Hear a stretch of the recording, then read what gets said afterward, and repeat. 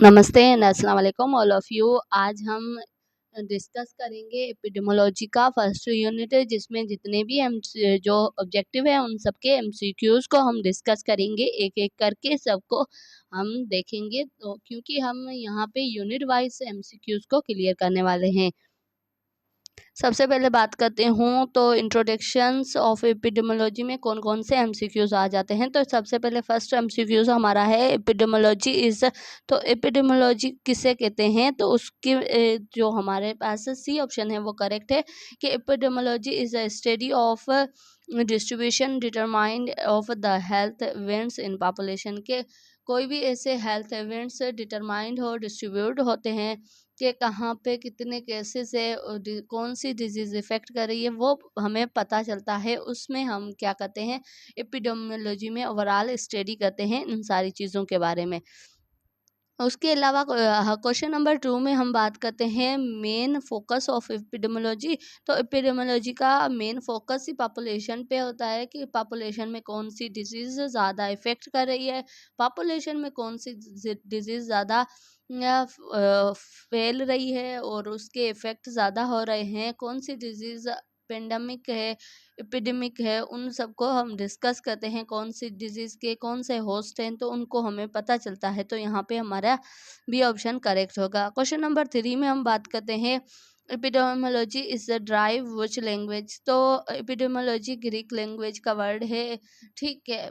तो यहाँ ग्रीक से ड्राइव हुआ है। और उसके अलावा एपी मीन्स क्या है कि अमंग, तो यहाँ पे अपॉन होगा। एपी की जो एपी की मीनिंग है वो अपॉन है, ठीक है। क्वेश्चन नंबर 4 में हमारे पास सी ऑप्शन है वो करेक्ट होगा। क्वेश्चन नंबर 5 में अगर हम बात करते हैं डोमोस मीन्स क्या है कि डोमोस मीन्स के पीपल्स, एपी मीन्स के upon people and logy means study, upon people study, ठीक है। पीपल के बारे में, लोगों के बारे में स्टडी करना। डोमोस मीन्स के पीपल्स एंड लॉजीज मीन्स के स्टडी। तो यहाँ पे हमारा ए ऑप्शन करेक्ट है। क्वेश्चन नंबर 7 में हम बात करते हैं epidemiology is best defined as. तो एपिडेमियोलॉजी इनमें से कौन सी चीज़ बेस्ट डिफाइंड कर रही है एपिडेमियोलॉजी को। तो यहाँ पे हमारा जो सी ऑप्शन है वो करेक्ट है, क्योंकि study of distribution determined of the health related status. हमें क्या है, हेल्थ रिलेटेड जो स्टेटस होता है उसको डिस्ट्रीब्यूट किस तरीके से, हेल्थ रिलेटेड इशू है वो किस तरीके से डिस्ट्रीब्यूट हो रहे हैं, उनको किस तरीके से हम डिटरमाइन करते हैं वो हमें पता चलता है। तो यहाँ पे सी ऑप्शन करेक्ट होगा। उसके अलावा क्वेश्चन नंबर 8 में हम बात करते हैं how is known as the father of epidemiology, कि इनमें से फादर ऑफ एपिडेमियोलॉजी कौन है। तो यहाँ पे हमारा डी ऑप्शन है वो सही है, ठीक है। हिप्पोक्रेट्स जो है ना वो हम फादर ऑफ एपिडेमियोलॉजी है। डी ऑप्शन हमारा जो क्वेश्चन नंबर 8 है उसका डी करेक्ट है। उसके अलावा क्वेश्चन नंबर 9 में हम बात करते हैं modern epidemiology was founded by. तो मॉडर्न एपिडेमियोलॉजी जो फाउंड की है वो किसने की है, तो वो की है जॉन शो नाव ने, ठीक है। तो यहाँ पे हमारा बी ऑप्शन 9 ऑप्शन जो क्वेश्चन है उसका बी ऑप्शन करेक्ट होगा। क्वेश्चन नंबर 10 में हम बात करते हैं कि है ना एपिडेमियोलॉजी हेल्प इन। तो एपिडेमियोलॉजी हेल्प हमें किस में करती है, एपिडेमियोलॉजी हमेशा हमें हेल्प करती है डिजीज़ को प्रिवेंशन कराने में, ताकि हमें एपिडेमियोलॉजी में हम क्या है एक डिजीज़ के ओवरऑल उसके काज क्या है, रिस्क फैक्टर क्या है, वो किस तरीके से स्प्रेड हो रही है किस एज के लोगों में, तो ताकि हम क्या है कि लोगों को प्रिवेंट कर सकें उस डिजीज़ से। और उसके अलावा क्वेश्चन नंबर 11 की बात कर रहे हैं, जिसमें हम बात करते हैं one one use of epidemiology is. इनमें से कौन सा यूज़ करते हैं एपिडेमियोलॉजी। एपिडेमियोलॉजी हम क्या करते हैं डिजीज़ को कंट्रोल करने के लिए यूज़ करते हैं। उसके अलावा क्वेश्चन नंबर 12 में हम बात करते हैं epidemiology is use to understand disease pattern. हमें क्या है कि अंडरस्टैंड होता है कि डिजीज़ किस तरीके से, उसका होस्ट क्या है, वो कम्युनिकेबल है नॉन कम्युनिकेबल है, उसका पैटर्न क्या है, किस एनवायरनमेंट में ज़्यादा हो रही है, तो वो सारी चीज़ें पता चलता है एपिडेमियोलॉजी का यूज़ करके। उसके अलावा एपिडेमियोलॉजी डील विथ। तो एपिडेमियोलॉजी किस चीज़ से डील करती है, पॉपुलेशन हेल्थ या फिर इंडिविजुअल पेशेंट केयर या फिर ओनली बैक्टीरिया। तो यहाँ पे पॉपुलेशन हेल्थ पे एपिडेमियोलॉजी क्या करती है, वर्क करती है। उसके अलावा अगर हम बात करते हैं क्वेश्चन नंबर 14 की, जिसमें हम बात करेंगे the scope of epidemiology including, तो इनमें से कौन सा स्कोप है, तो आल, इसमें आल हेल्थ रिलेटेड जो कंडीशंस होती है वो एक स्कोप होता है एपिडेमियोलॉजी का, कि जितनी भी कंडीशन है उन सबको देखा जाए। ठीक है, यहाँ पे हमारा जो सी ऑप्शन है वो करेक्ट होगा। क्वेश्चन नंबर 15 में हम बात करते हैं एपिडेमियोलॉजी इज़ इम्पोर्टेंट फॉर, तो एपिडेमियोलॉजी क्यों इम्पोर्टेंट है, तो एपिडेमियोलॉजी हमेशा हेल्थ पॉलिसी या फिर प्लानिंग के लिए इम्पोर्टेंट होती है। तो क्योंकि हमें पता है कि हेल्थ की क्या क्या पॉलिसी है और उसकी किस तरीके से हम प्लान कर सकते हैं, तो उस हिसाब से एपिडेमियोलॉजी हमें बहुत ही ज़रूरी होती है। एपिडेमियोलॉजी स्टडी ऑफ, तो स्टडी हम किसकी करते हैं, डिजीज़ अकरेंस पैटर्न, के डिजीज़ किस तरीके से अकर हो रही है। यहाँ पे भी हमारा बी ऑप्शन है वो करेक्ट होगा 16 क्वेश्चन नंबर का। उसके बाद क्वेश्चन नंबर 17 में बात करते हैं। 17 में तो इसमें क्या है कि determined in the epidemiology means, तो रिस्क एंड काज क्या है कि किस तरीके से डिटरमाइंड हो रही है डिजीज़, कौन से उसके रिस्क है, कौन से उसके काज है, रीज़न क्या है, किन चीज़ों की वजह से डिजीज़ हो रही है। तो यहाँ पे हमारा भी ऑप्शन करेक्ट होगा। क्वेश्चन नंबर 18 में हम बात करते हैं एपिडेमियोलॉजी इज़ अप्लाइड इन, तो एपिडेमियोलॉजी हम क्यों अप्लाई करते हैं, तो उसके लिए हम बात करते हैं क्वेश्चन नंबर 18 में बी ऑप्शन करेक्ट होगा, जिसमें पब्लिक हेल्थ के लिए हम एपिडेमियोलॉजी अप्लाई करते हैं। उसके अलावा जैन शोर इज़ द फेमस फॉर, तो वो क्यों फेमस है, तो वो क्या है कि उन्होंने कॉलरा की इन्वेस्टिगेशन की थी फर्स्ट टाइम, तो इसलिए जॉन शवान ने फर्स्ट टाइम कॉलरा की क्या की थी, इन्वेस्टिगेशन की थी। तो यहाँ पे 19 का बी ऑप्शन हमारे पास करेक्ट होगा।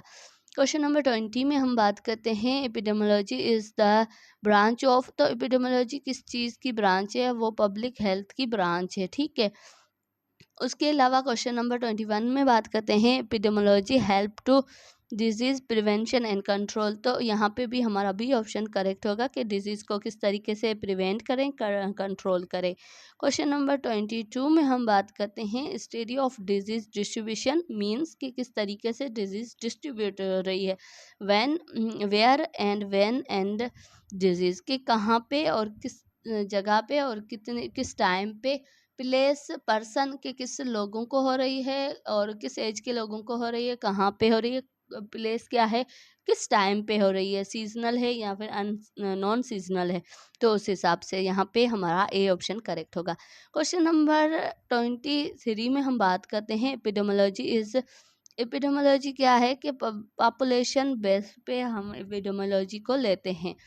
और उसके अलावा क्वेश्चन नंबर 24 में हम बात करते हैं the aim of epidemiology is, to improve population health, हमारा मकसद ही एपिडेमियोलॉजी में यही होता है कि हम पॉपुलेशन की जो हेल्थ है उसको इम्प्रूव कर सके। क्वेश्चन नंबर 25 में हम बात करते हैं which is not a use of epidemiology, इनमें हम क्यों नहीं यूज़ करते हैं एपिडेमियोलॉजी का, तो किन चीज़ों के लिए नहीं करते हैं, सर्जरी टेक्निक्स के लिए एपिडेमियोलॉजी नहीं यूज़ होती है, बाकी सबके लिए यूज़ होती है।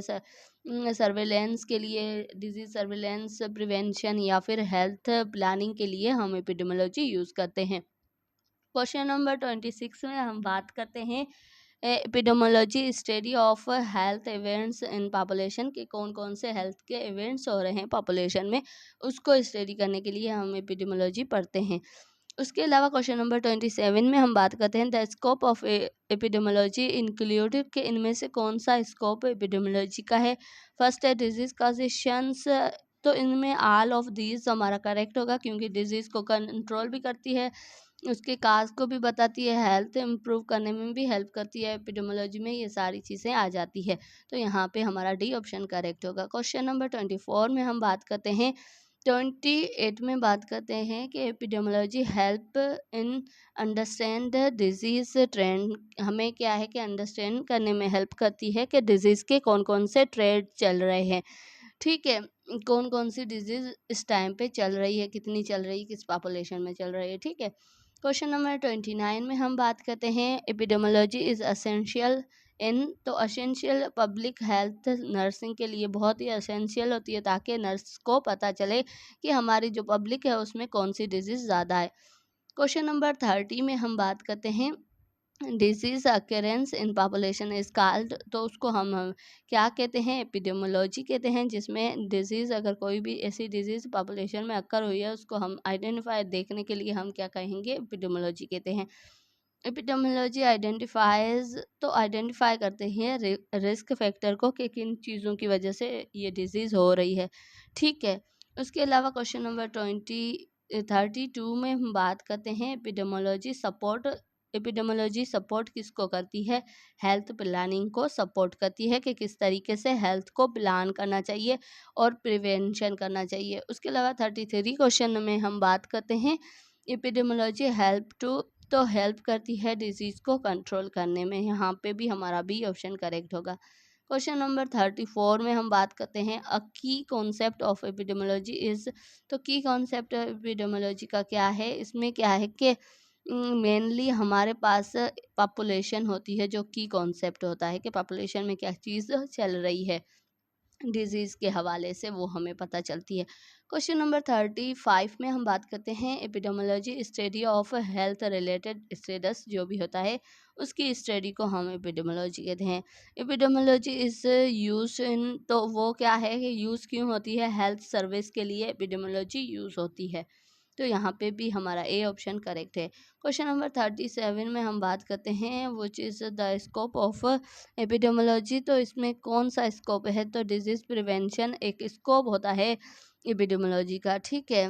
उसके अलावा क्वेश्चन नंबर 38 में हम बात करते हैं एपिडेमोलॉजी हेल्प टू अंडरस्टैंड, वो हेल्प करती है कि अंडरस्टैंड डिजीज़ डिस्ट्रीब्यूशन, यहाँ पे भी हमारा ए ऑप्शन करेक्ट होगा। उसके अलावा क्वेश्चन नंबर, तो यहाँ पे क्वेश्चन नंबर 39 में क्या है कि हमारे पास पॉपुलेशन हेल्थ करेक्ट होगा ऑप्शन, ठीक है। उसके अलावा 14 क्वेश्चन में हम बात करते हैं कि the the main purpose of epidemiology, के मेन पर्पस क्या होता है एपिडेमोलॉजी का, वो हमें पता है कि इम्प्रूव करती है पॉपुलेशन हेल्थ को। तो ओवरऑल यहाँ पे हमारे जो फर्स्ट यूनिट था उसके ओवरऑल एमसीक्यूज थे, एक उसके बेस पे जितने भी ऑब्जेक्टिव्स थे उसके बेस पे हमने आज पूरा किया। So thank you so much, आज का वीडियो इतना ही, मिलते हैं नेक्स्ट वीडियो में नए टॉपिक के साथ, तब तक टेक केयर।